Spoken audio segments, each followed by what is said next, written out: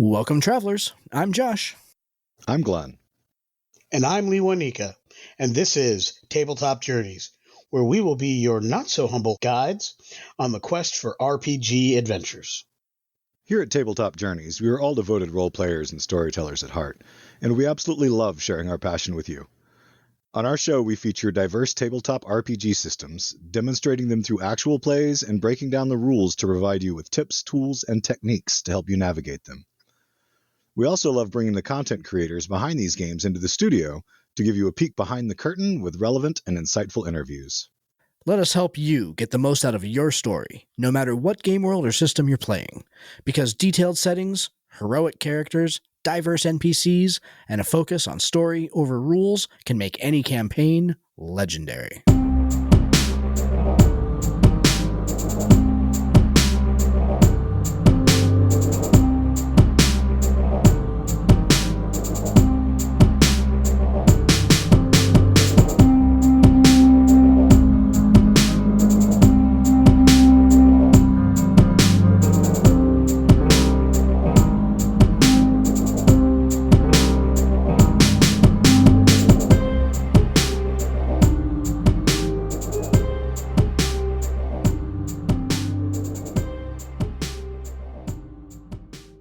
Now, here's a message from friends of the show.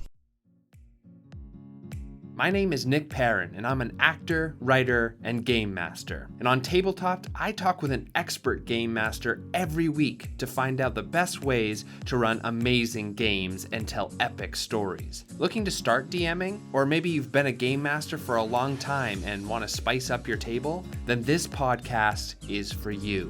Tabletop is released on Mondays wherever you get your podcasts. Welcome, everybody, to Tabletop Journeys. Very excited to be talking about tonight's concept, because this is probably one of the coolest things that I've seen come down the tabletop role-playing game space in quite some time. Very excited to be talking about it with my two beautiful human being co-hosts, Mr. Glen Myers, Mr. Lewanika Miller. Gentlemen, how the hell are you? How are you?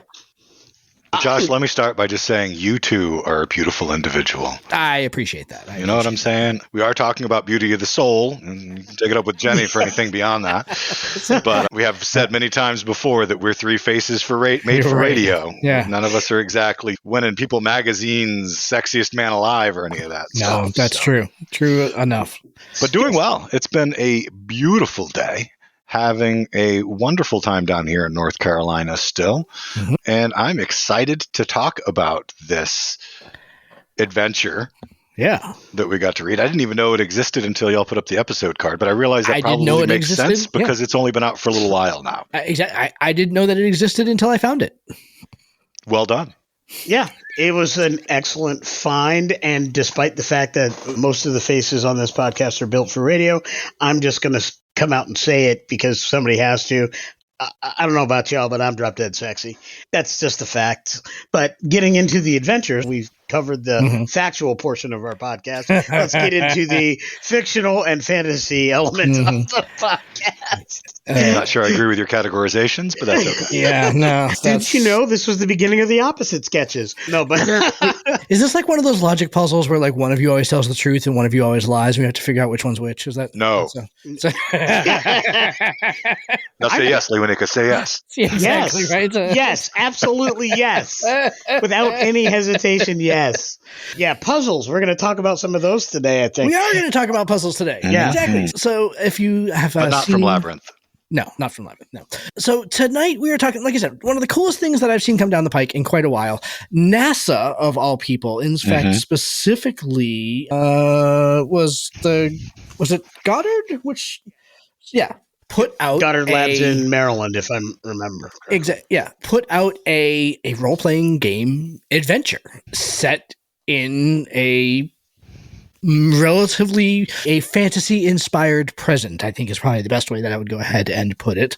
But it is this wonderful blend of like fantasy role-playing, but science fiction, and just really nifty campaign design called The Lost Universe. And it's fabulous. It's amazing. I really enjoyed reading through it. It's basically system agnostic, but it reeks heavily of Dungeons and Dragons. Let's be honest here. Like there are no D&D rules in this, and this very easily could port to a Dungeons and Dragons adventure. I think that it could port to pretty much any system with a little bit of lifting, but it would port to Dungeons and Dragons pretty much natively.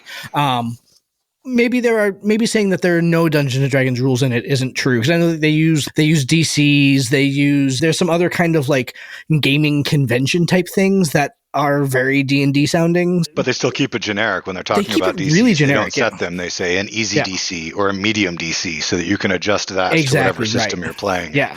Which is pretty neat. I liked the way they kept it system agnostic. Totally agree. Yeah. As a matter of fact, I actually had a note to talk about that in specific. I really liked that.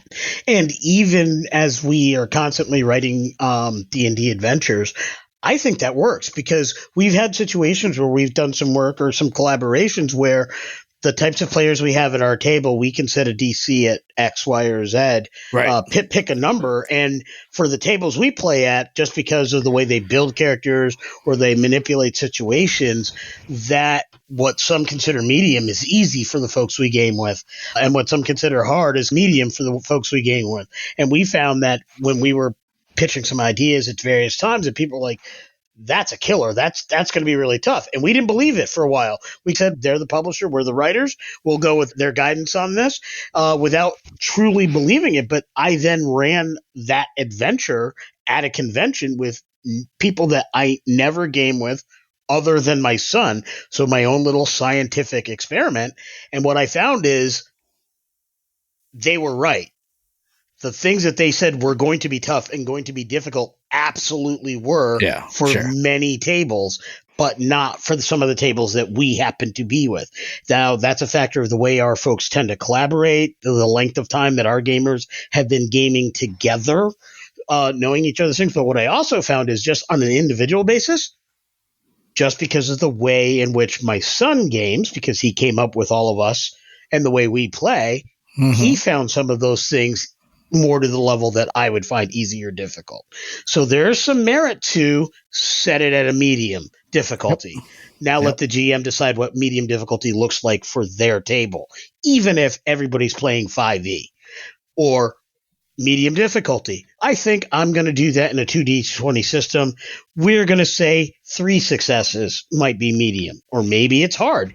It depends on if you're playing STA. What if you're playing Conan or Fallout or some other 2d20 system? Don't pick a number, because that number might not be accurate for the specific system, world, level, or table you're playing at. So I loved that convention. Yeah, totally. And I thought that was one of the things in this. Like, there's a lot to love in this little 43-page packet. And I thought that was one of the things. I thought the way that they handled the system agnosticism, or the cross-system ability, or whatever kind of term you want to use to go ahead and describe it, I thought the way that they handled that in particular was really good. Yeah. And let's be honest too, as folks that are like in the late stages of writing system agnostic content for our factions book, writing system agnostic stuff is hard. It is hard to go ahead and escape from tropes that make it sound like one game or another. And that's been one of those things. I'm sure that I did it in my documents. Lewanika, I saw a bunch of yours. I know like all of us did it. Like, oh, yep. Nope. This is a term directly from D&D 5. Do we want to use it? And I thought that the way that they squared that circle was pretty elegant and pretty neat. Yeah. So good stuff. Indeed. And I really loved the way that they blended actual educational science into a fantasy, I'm going to go ahead and call it D&D game, because they list ancestries like Tiefling and Drow, etc. Yeah. To cover things to include in the appendix where they give you common or layman's terms, versions of the energy of a vacuum and the dark matter and dark energy that make it up, and Einstein rings and gravitational lensing. All of those things are actually brought into a fantasy role-playing game. I thought that was fantastic. Yeah. This is a nerd's nerd packet right here. It really is. Like, it scratches so many itches. If you are at all enamored with astronomy, if you like physics, if you like fantasy, if you like malfunctioning space hardware, if you like black holes, if you like exploding suns, if you like high magic campaigns, if you like whatever, this is got it all, which is amazing to go ahead and say. Look, is there a single thing, I'm going to go ahead and throw a little bit of shade here. Is there a single thing that Wizards of the Coast put out last year that is anywhere near as good as this? Anywhere near, like anywhere in the ballpark, anywhere in the universe of this thing. And I don't think there is. This is probably the best D&D module I've read in a really long time that we didn't write. Not because I'm trying to split hairs, but I'm going to throw a little shade back, and I'm going to say this is really good, but that's a hard statement to quantify and qualify, because there are some things there are many things this adventure does really well, but there are some things this adventure doesn't quite do as well as it could. Okay. All right. I want to jump in at this point, Glenn, and then I'll let you get right back into where you were going with that, because I'm very interested where that is. But I would also say this. The challenge for me is that we're almost comparing apples and oranges when you make that statement, Josh, because Wizards of the Coast doesn't print single adventure modules. They don't make that. Not anymore. That's not their 5e model. So the few time they will have starter adventures, or they will have things that akin to that, but by design it won't be as well involved as something like this either. So now, if you're asking, is this better than any of the things, the millions of things that are on the DM's Guild or that come through various crowdfunders? I say it's on par with some of the best. I don't know if it's better or worse. It really depends on where you're fitting it in, what you're doing. I think there's some very situational elements to that kind of a question, but I will, without any equivocation, say it's one of the top ones. I'll say this in addition, then I'll let Glenn pick up. Well, because I want to address that point before you let Glenn go. That's okay. But that is this. One of the greatest things that I think this adventure did for me as a storyteller, as a game runner who runs conventions, is this was a beautiful template for any game that I want to run. I'm looking for things that are quick, one session, shot games for 3-4 hours, for everyday heroes. This would be a brilliant template for a Star Trek Adventures game. I'm thinking Enterprise era. Awesome. As opposed to Magic, now it's science that does fantastical things. Bob's your uncle. I think these would be great. Or maybe even set this in Uncle Bob. Or set this in Cohort Cthulhu or something like that. Again, this is an adventure module in that narrative scope, and that's the thing I picked up. Because it was not system specific, they really dug into the adventure notes, and what I really loved is the blurbs about how to play an NPC. Without even seeing stats, I knew more about how to play an NPC than most of the NPCs I see in many other modules. Exactly. No, I was very much a fan of that. This is how to play, and then the name of the NPC is a fantastic sidebar. And how to run the adventure too. They had the bit about how to run it for storytellers also. Mm-hmm. I want to address one thing that Lewanika said, Glenn, and then I promise we will let you talk. No worries. I promise you. If this adventure had been the first or second chapter in the Spelljammer book, that book is infinitely better. So absolutely. They do reeks of Spelljammer. Absolutely. They do short form adventures, and they don't do them well. Except for Spelljammer was not designed to be a short-form adventure. That was designed to be a campaign from 1 to 13 or whatever the actual level was. So it was not designed to be a short adventure. So what I'm saying is it's still apples and oranges. They were two different design purposes. And because of that, I don't think it's a good comparison. Yeah, fine. Regardless, this was definitely better. Yeah. But I don't think it's a good comparison. All right. Go ahead, Glenn. You carry on now. No worries. So the only thing that I would say specifically about that, I'm talking about some things that it could have definitely done better, is when it gets into the adventure itself. The material is fantastic. The background material is fantastic. The scientific material is awesome. I love the way the characters are introduced, and I have a whole bit about that. But once they're actually out of the city and off exploring the ruins of the old capital city of the planet. Mm-hmm. So you're basically talking about part 2. Correct. Yep. And I realize, although the same could be said for the first city, the first part, but you do have the whole city, and it does talk about if they want to explore, the storyteller can build it up. But when you get to those ruins, there's effectively 2 intact structures left. That part, the exploration piece, is a two option path that leads to a convergence, and that's it. So you start here at A or start here at B. After you do whatever's going on there, either way, you wind up at C and then straight to the end. Yep. In a ruined city, I felt like there's more opportunity there for adventure. There's more opportunity there to have maybe not complicated the plot, but drawn it out, had the missing people and the missing technology in different locations. They did work some puzzles in there too, which is cool, but that was very simple and streamlined. And I know it's to try to create a time-boxed session, but to me, it felt too streamlined. Yeah, I do agree with you there. I think that the layout that they did for part 1 and part 2, where part 1 had the capital city and you could go ahead and explore all these things, and then part 2 where you're in the ruins, like the deep, dark, secret ruins with all the mystery, and there's really 2 options. I think they had those reversed. I think I would have rather fewer options in the capital city, maybe like a patron or a quest giver who's saying, hey, I need you to go do this thing, right? And then they go to the ruins, and then there are all these options in the ruins for them to explore. And then that can go ahead and change how the story ends. I think that it would be one thing that I would be like, yep, I'm with you on that. I think that they had those backwards. And both of those paths that lead to Convergence Point C, both just appear at Convergence Point C, which is a large metal door, without any discussion, because both of them are like, you continue down the stairs or you continue down the hallway and you come to the large metal door. You shift to the Convergence part, without ever passing the hallway that would have led to the other place?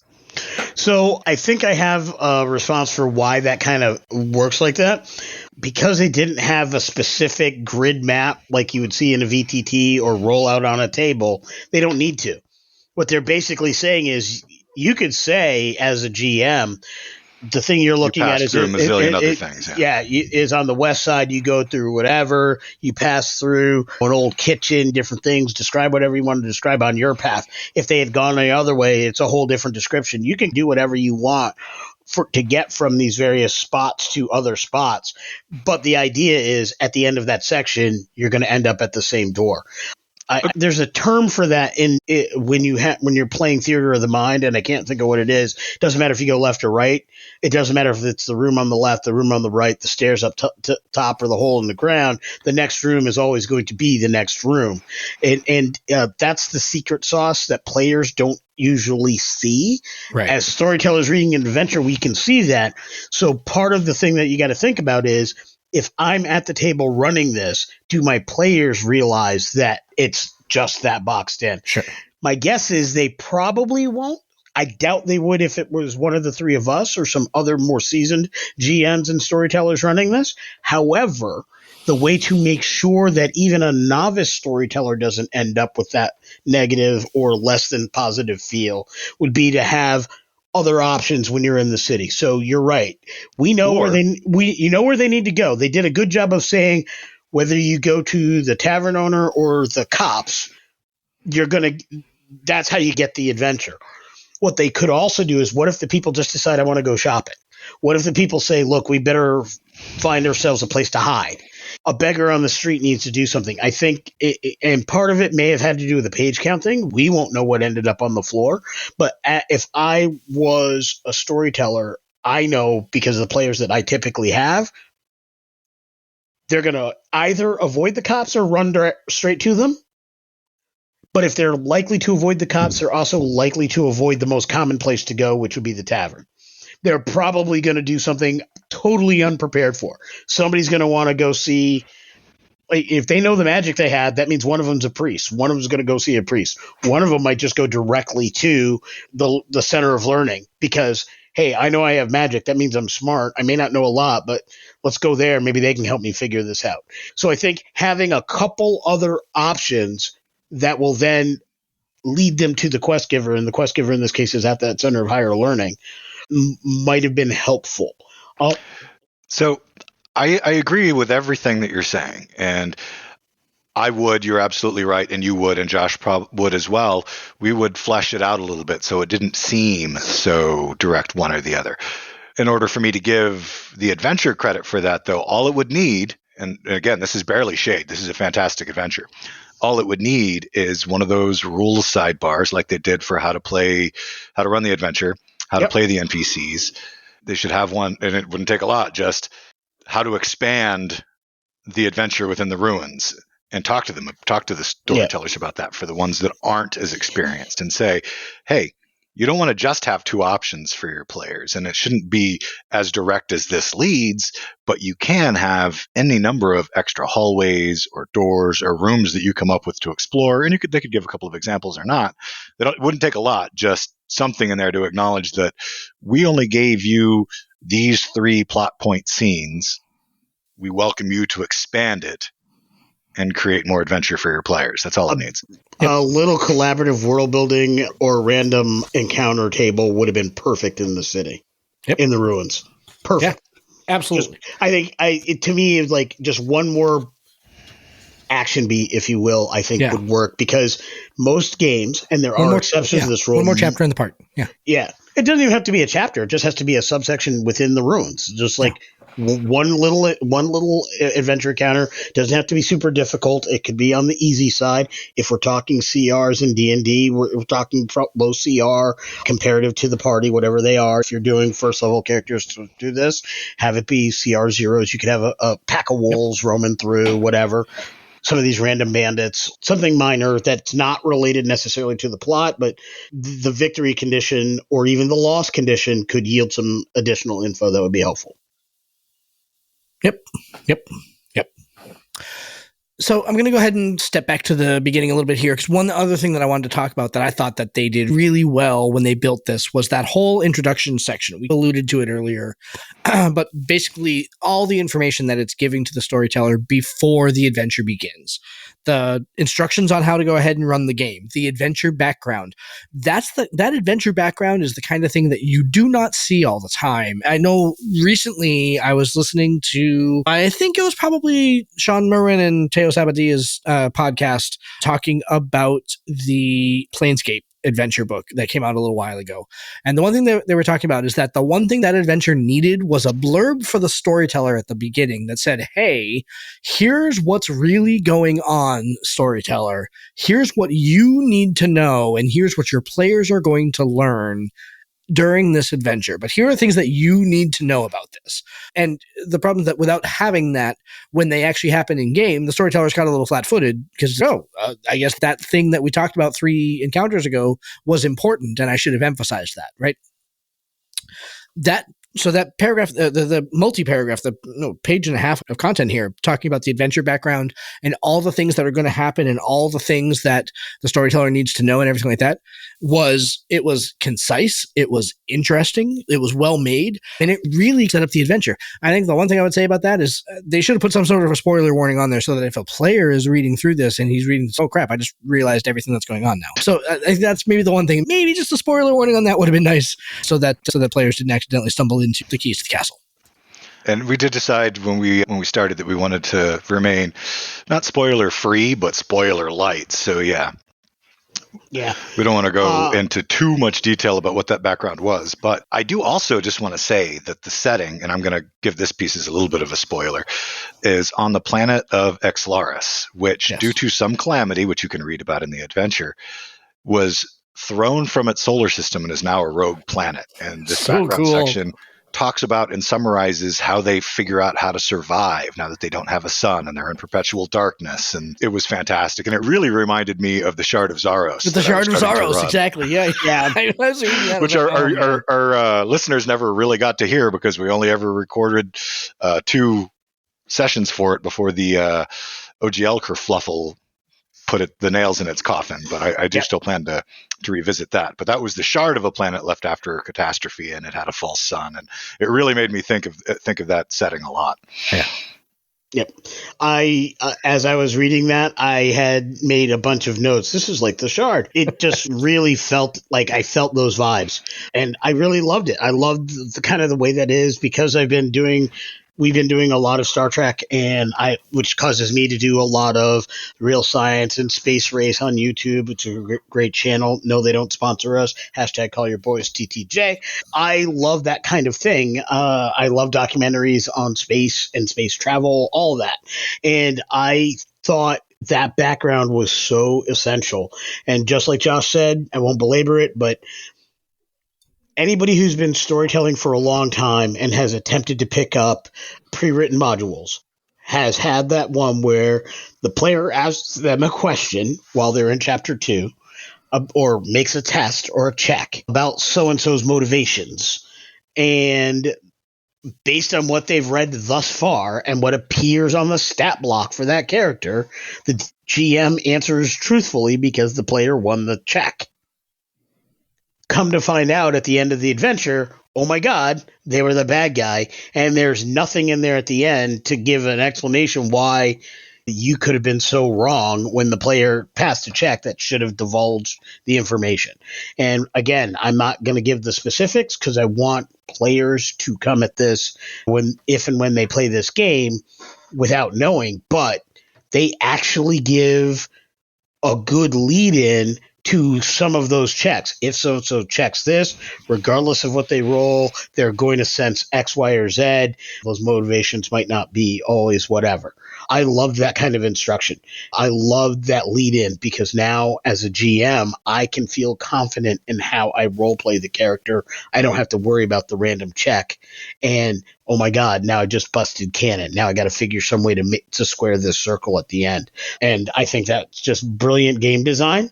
It's excellent expository writing, certainly in the context of a tabletop game where you always have to be aware mysteries are tough in tabletop games because a die roll can create the revelation of truth. So if you don't write knowing that's a possibility, you run the risk of giving up the keys to the farm. Here at Tabletop Journeys, we've leveled up our game and we're prepared to make your next roll legendary. We've just started a partnership with FanRoll Dice, and they have over 300 product options to choose from. Gemstone, metal, new liquid core dice, and so much more. Better yet, listeners to the Tabletop Journeys podcast can get 10% off on their orders when they follow the link below and use discount code PODCAST10. A portion of these purchases come back to us, and this is a great way for you to help support the show.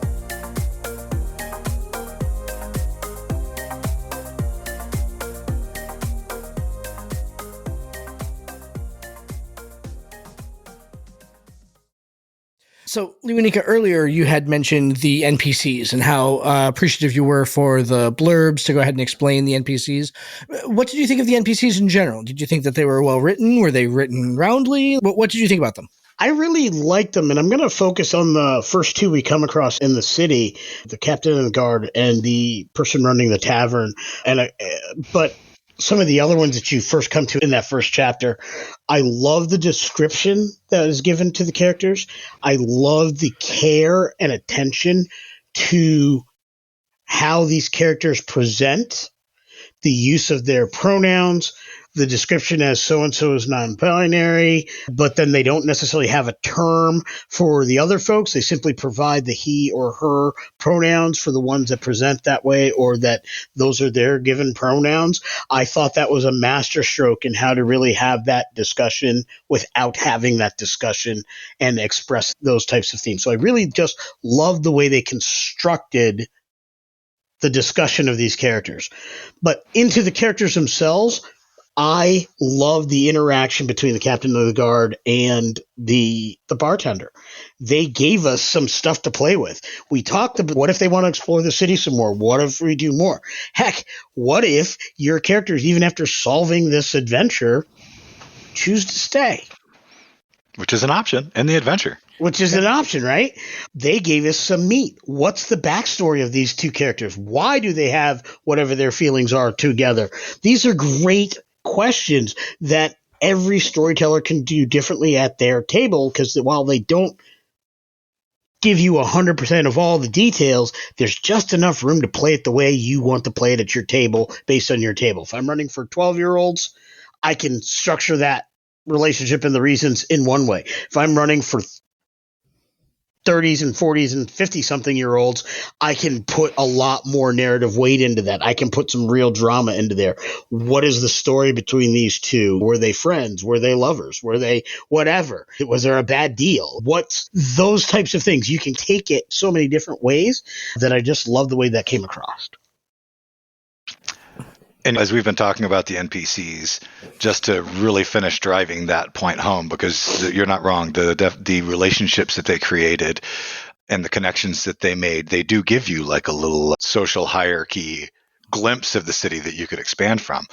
But I know we talked about the role-playing, how to role-play them sections, but I don't think we made the point that I just realized as I was scrolling back and forth looking at them, that first they give you a description of all of the NPCs in the background information. So in the overview and background, you get to read about each NPC you're going to be playing with a physical description and a summary of their character and how they interact with the world and whatnot. But then they get their own special treatment in the text of the adventure each time they appear in a scene with role-playing Captain Trebin. Instead of just learning about them, they're saying, in this scene, this is how they are. And it's fantastic.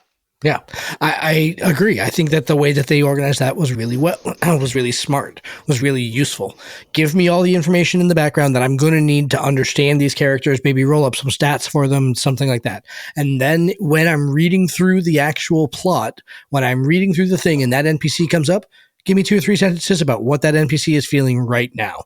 That's perfect. It makes it so easy. I absolutely love it. Yep. And I will go so far as to say I made note of that because as we get ready to do more adventure writing, in addition to the supplement writing we have done thus far, we've done an adventure before. I think that's a brilliant technique that we could learn from. If you go back and look at our Dragonlance adventure, you'll find that we did detail all of our NPCs that I think in the back in the allies and adversaries section, but we did also in every scene that involved dialogue and drama include a thing about how to play the people in it and things that they might say. Well, specifically Val, especially Val, but in that first scene with their parents in particular, there were samples of what their mother might say or their father might say. But yeah, we were already going down this path, but yeah, it's nice to see it in something else and definitely reaffirms that it's a direction we should continue to go. Yep. And that's what I meant. I'm like, without remembering those exact specifics that you brought up, Glenn, but knowing that, but they were absolutely there, I can say that it rang true for me when I was reading it, and it gave me memories of what we had done. And so my thought is that is something that we can definitely double down on in the future. We can definitely make note of and make sure we're doing that as we do adventures. Beginning when we do our really fine tune and give a really solid overview section, whether that's a 1-pager with that overview and then the second page being here are all the NPCs you're going to meet and give all those descriptions up front, and then give us the role-playing blurbs in the scenes when they appear and when it's necessary, and that way everybody always, because motivations can change scene to scene. So you can do that as you go. And I think that's just brilliant design. And it's nice, like you said, nice to see it. So we can continue down that road because down that road lies really good things. Yep. Oh, and sorry for that chime. Let me mute that. And then, not scan QR code. Damn you. Hang on. We'll have to cut all of this. Let me finish being an ass over here. Do not disturb is on, so why did that bang? Marty, this part gets cut out. All right. Fair enough. Right, and I find it entertaining. Also, I do that Marty's doing audio editing for us now. I didn't know that until I heard it during an episode. But Marty, don't cut that out. That goes in the blooper. That's a blooper, yeah. All right, let me hit this again. So I do also want to jump on something really quick that you mentioned, Lewanika, which was that the characters could choose to stay, because we haven't talked about that piece of it at all. So that probably didn't make a whole lot of sense to our listeners, but it plays directly into one of my absolute favorite things about this adventure, which is where the players actually come from. Where the beginning. Exactly. I was going to say the same thing. You snaked me, you bastard. Sorry, my bad, bro. Sorry. Carry on. Neener. So to finish snaking Josh, and I'm going to give you a little bit of a spoiler here, but the players come from Earth. And these folks have sent away for people to help them. I won't tell you why. And it summons people from Earth into their world. But they land in the bodies of the characters they created. It's so cool. which I love. And I got to say, part of the reason for that is because it harkens all the way back to the beginnings of my forays into adult reading and adult fantasy fiction when I picked up a book called The Sleeping Dragon, Volume 1 of The Guardians of the Flame by Joel Rosenberg, off of my father's bookshelf and sat down with it and started reading. Because in that book, Joel Rosenberg has the characters. All of the characters from the book are college students playing a game similar to Dungeons and Dragons, they don't call it that, around a table with one of their professors. And they've been doing this for a while, right? This is a campaign. They're higher level characters at this point, beyond first tier, end of second tier, entering third tier or so. But their storyteller is actually a wizard from another world who was defeated and had to flee. So he jumped planes and now he's teaching college as a professor. And he ports them all into their characters in the middle of this D&D session, and that's how their story starts out.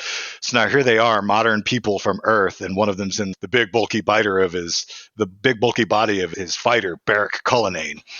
And the way that the author did it was so cool because they can, if they relax into it, use all of the abilities of their characters, just like the people in this adventure.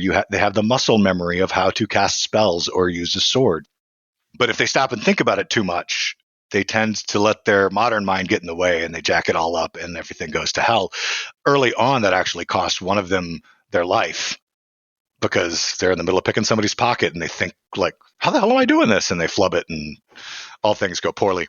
But at any rate, the moral of that story is it like hearkened me all the way back to the beginnings of my fantasy days, and it was amazing.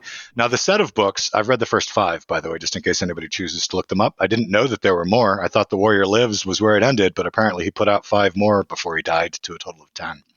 They were good, and I really enjoyed them, but they're older, and they do have some things that I would call trigger warnings for the way that people used to think in them, just to throw that out there in advance. But the meat and potatoes of trying to take yourself and put yourself into a D&D or whatever other role-playing game body and now be like, okay, shit, how would I react to being on this world now? That role-playing challenge being presented to all of the players, I absolutely adored. One of the coolest LARP experiences I ever had was when friend of the show, James Hosier and Scott Boothby were running a LARP set in the modern day. It was multi-genre, so vampires and whatever, mages and humans and everything like that. But it was based on the TV show The Prisoner. And I was playing myself I was playing myself in the game. And all the introductions and everything were always like Lewanika playing so-and-so, blah, blah, blah. And so mine was always done as Josh Newton as himself, as a nod to the TV reference, which I never picked up on until the very end. So I was like, oh, TV show. Got it. Okay. Yeah. Now this all makes sense. But it was one of the coolest role-playing experiences I think I've ever had. So yeah, I love that sort of thing. And it also plays into the trope of the fact that, look, any character that I play on some level is partly me, much like how any character Lewanika plays is partly Lewanika, and any character you play is partly you, and everything like that. And so it takes that, turns it up to 11. So. Yeah, it really does. And it's the basis behind, I've mentioned it before, I listen to the Crit Show a lot, where I've been learning and mastering my Monster of the Week storytelling style under the tutelage of Rev, who runs that podcast. But part of what makes their party dynamic so dynamic is this is 4 friends, Rev's the storyteller, but the 3 players are playing themselves in a modern Monster of the Week world if they were monster hunters. So they have all of their memories and all of their camaraderie and all of their already created relationships to draw on while they're playing in the game. Yeah. And it really makes for some great emotional moments because they have emotional stake in the characters and the people around them. And it's really cool. I have had a great deal of experience with running games and or playing games where the player characters are the players fictionalized with the stats of whatever game system we're playing. Typically, I have done that with D&D games, but occasionally with Phase Rip. So one of my favorite all-time games, Phase Rip games, was not an actual Marvel setting. It was real world Groton, Connecticut, and the setup was based on an alien invasion. And it was designed after the aliens had actually taken over. I think almost similar to V, where they're in charge. life is going on. The alien headquarters was our high school, Fitch Senior High School, which is at the top of Fort Hill. So that makes sense for the aliens to be there. And one of their processing plants was the local grocery store, Stop and Shop, on Route 12, because we just love the setup of the building. One of the guys in the group actually worked there, so knew the whole inner layout, like what it looked like upstairs, and he was able to draw a map of it or whatever. And that's where people in Groton would have to go to get their rations for the week or whatever. So the idea of that was we played ourselves, and then we had superhero versions of ourselves based on a fifth column group that gave these special packs a la Ralph Hinckley that gave us unique powers or whatever. And I just remember how cool that was. And I've played a number of games. What if you build yourself as a character in D&D classless, like 0 level, but make all your stats and find the skills that you actually know, and then now you got to go through and use some kind of training rules to see how you'd survive in the D&D world. Or D20 Modern, we built ourselves, and I did like a Voyagers or Sliders type spinoff kind of series. But it was myself, my friend Dave Garrett, his son Matthew, my son Robert, when they were like young teens, and we just did Sliders or Sliders/Voyagers in that way. And I just loved that concept, very similar to what I'm doing in Marty's game with my character Drake. Was if I was a little bit better at fighting and I was a janitor at a high fancy building and I stole a bunch of equipment so I could stick it to the man who was doing evil things, and I had my own little pseudo Iron Man Street Hawk kind of suit, what would I do? And that's the character I built. My starting stats were based on me. I didn't need it to be any bigger than that. Right. I love anything that has that concept. I am all about. It's one of the things I'm looking forward to being able to do with Everyday Heroes is some riff on that as well. And honestly, I'm thinking of using that concept to get the characters in Everyday Heroes, and this adventure would be badass. So just to put another spin on this, because we started out this piece talking about if the characters chose to stay. And one other small spoiler is at the very end of the adventure, it says that if any of the characters choose to stay, then on their world, when everybody else wakes up, the character they created wakes up on Earth. Huh? But what if instead, the whole time while these people are over and trying to solve the adventure on the rogue planet, what if the whole time they just body swapped and there were a bunch of people from this planet running around Earth? That would be more fun. You could make a whole nother like side session out of that. Oh my God. Yeah. Could you imagine how confused your players would be in the best way possible. If you said, okay, we're going to swap back and forth. We're going to play, we meet every other week. 1 week we're going to play one game, another game we're going to play another game, or even to go ahead and put it. You're right where I was thinking. Yeah, yes, totally, yeah, exactly. And then all of a sudden, it's like the grand climax is that they realize that they're actually the same celestial being, just in two forms on two different planets. But even think about we were talking about the Shard of Zaros, right? Where, because again, like we were playtesting the 1D&D rules, so there are 6 players, 12 classes. Each of us had 2 characters.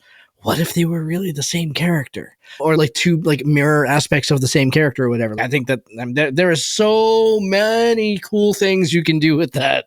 There are so many cool things you can do with that. That is just, it's all just storyteller fuckery. It really is. Like, it is the best kind of storyteller effery.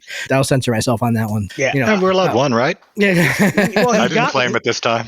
He got the first one, except when I typed my name in. You're right, exactly. Master. Yeah. Well, so, he got the first one, so he had to censor himself on the second one. Had to censor himself on the second right. one, exactly. Yeah, you know. Like I said earlier, one of the best things a printed module can do is give the storyteller room to create and inspiration with which to create beautifully.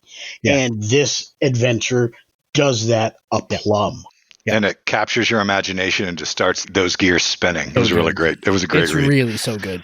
So I am going to leave you. I'm going to ask you guys a question and let you ruminate on it a little bit while I talk about something else. And when I ask the question, I think you'll understand why. And I think that this is really the question that we want to end tonight on. So this campaign was basically put out as a PR move for NASA, right? They wanted to go ahead and do something really cool. They gave the writer, Christina Mitchell, some latitude to go ahead and do something really cool, and absolutely freaking ran with it. Who next should do the same thing? Who should put out a role-playing game as a PR move for their widget, company, product, whatever? You think about that for a second. I'm going to go ahead and talk about one other point. So the other point that I want to go ahead and raise is for indie content creators out there. Take heart. Here is a product that was put out by NASA. Now, granted, it's a free product, right? But it was put out by NASA. Huge PR effort and everything like that. If you read the credit page at the very end, all of the art in the book is stock art. So for those of you that are putting together indie content creation books, do not despair that if you have to resort to stock art, if you don't have the budget to go ahead and hire full artists, it's a perfectly acceptable way to get your book to print, to get your book out on the internet, to get other people playing your stuff. Don't feel bad about using stock art. That's all that I wanted to say. I just want to get on that little soapbox for a second and give my two illustrious co-hosts the chance to go ahead and ruminate on the question and to go ahead and revisit it. Who next should take the tabletop role-playing game route as a PR move for their product, company, whatever? Go ahead, Glenn. I see you with your hand up. I wanted to jump out there to make sure I wasn't snaked, so I got my hand up first because I think that kind of going with the outer unexplored area that we've got going on right now, which is what they did with this, was fantastic. Let's take it to what we've already got going on our planet currently that's so unexplored and so unknown, and say, how about an oceanology company? Like NOAA? Yeah. Mm-hmm. NOAA so would we're be looking great. you got all kinds of things you can bring in there if you go from the D&D side, from Titan's tablets to Sea Folk, and maybe they're really deep. You got all kinds of ways that you could get them down there, whether or not you're working with full-on modern science, steampunk science, or magical water breathing and free movement spells, etc., like that. I think that taking something like this where you're blending our modern world to draw attention to your field of science or your thing and include real pieces like they did with gravity lensing, etc., that could be super cool. A full-on underwater, undersea adventure based on oceanography and marine biology and stuff, that could be hot. Totally agree with you. All right, Mr. Miller, what do you got? I'm going to take the baton from Glenn, and I'm going to ramp this up a big notch. I think PBS's Aeons, which is a YouTube channel to which I am subscribed to, now that's absolutely knocks this out of the frickin' park.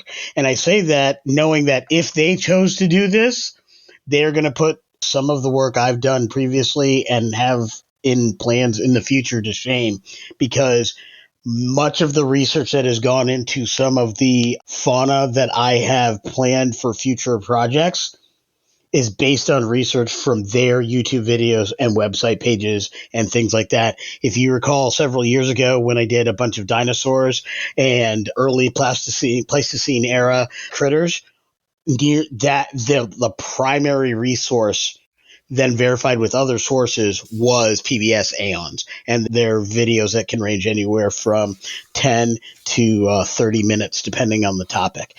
They have given me so much creature and monster character creation ideas for the games that we have already written and that we continue to write, that they take something like this concept and crush it.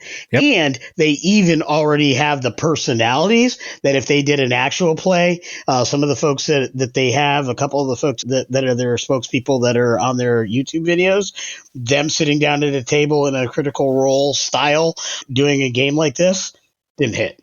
No question.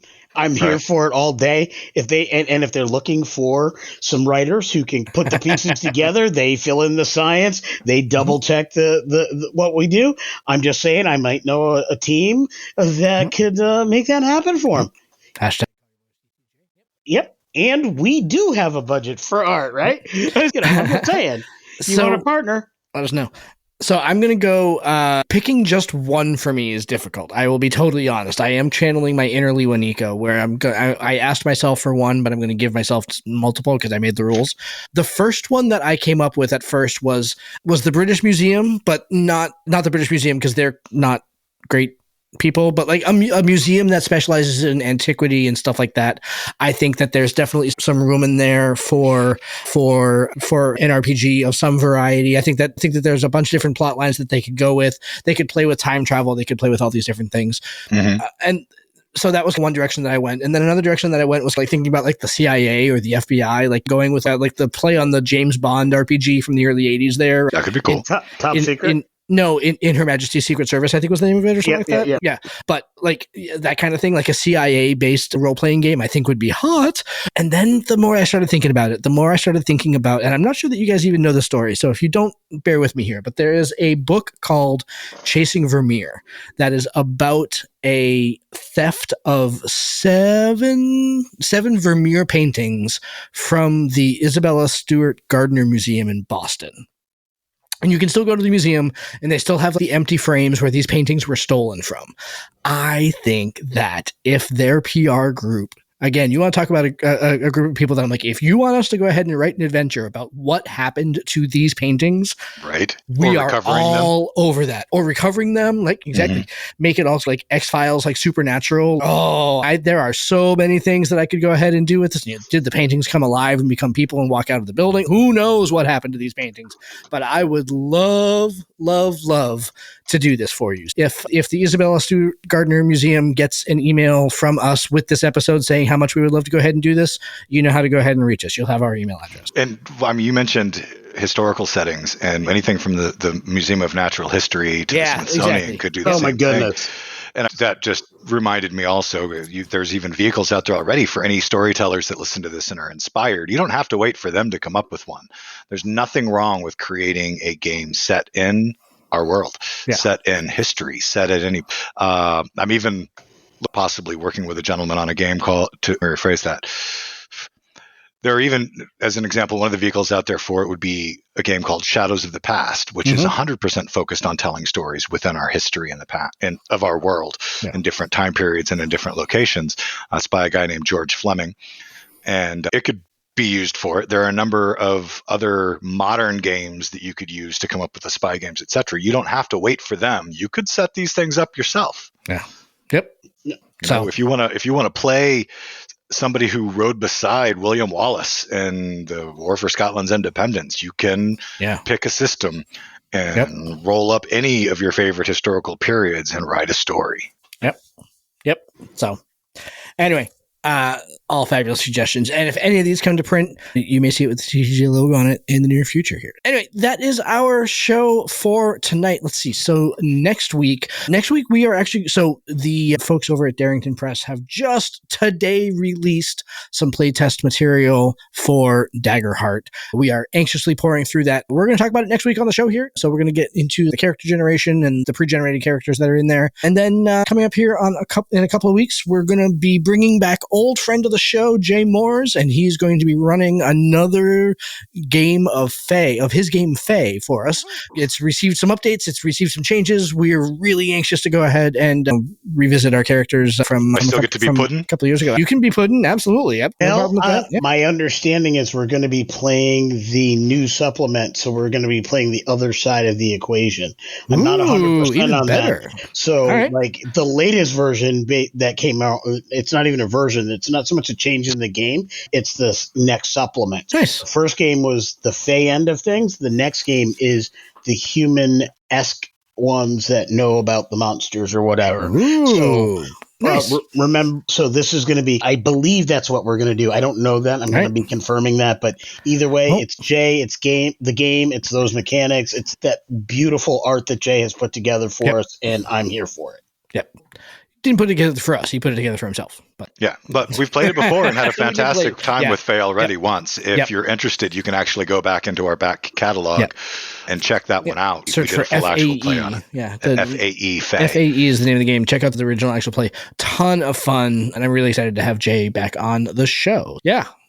All right, everybody. Thank you very much for listening. Appreciate you taking the time. As always, love to go ahead and hear your thoughts on what you thought about the NASA adventure, Lost Universe. We think it's going to be just a ton of fun, and I bet you that I can see one of us trying to make a go of it at some point here in the near future. We'll see what happens here. But we'd love to hear your comments. We'd love to hear your thoughts. As always, please make sure you reach out to us on social media or catch us, comment on the episode if you listen to us on the website. So love to go ahead and hear from you. Anyway, that's our show for the evening. We'll be back next week talking about Daggerheart. Thank you all for listening, and we'll talk to you then. Have a good night, everybody. Later. Good night, all. Thank you for joining us. This has been Tabletop Journeys. We would love to hear your feedback on our show today. Join us at www.ttjourneys.com, where you can subscribe to the blog to leave comments and see all the content that we publish beyond the podcast. You can also stay in touch by subscribing to our Twitter, Tumblr, or Instagram at TT Journeys, joining our Facebook group, Tabletop Journeys, or by sending an email directly to podcast@ttjourneys.com. Our full episodes come out every week on Friday, and every Tuesday features actual play and gameplay showcase episodes. Looking for early access? You can support the show and get episodes before everyone else at www.patreon.com/TT Journeys. Check it out today and see all the awesome benefits we bring to our supporters. Lastly, if you're listening to us on Stitcher, iTunes, Podchaser, Spotify, or Audible, we would really appreciate it if you would like and subscribe to the podcast on that platform. Thank you for listening and for being a part of our growing community. And we bid you fair tides, friends, for legends await.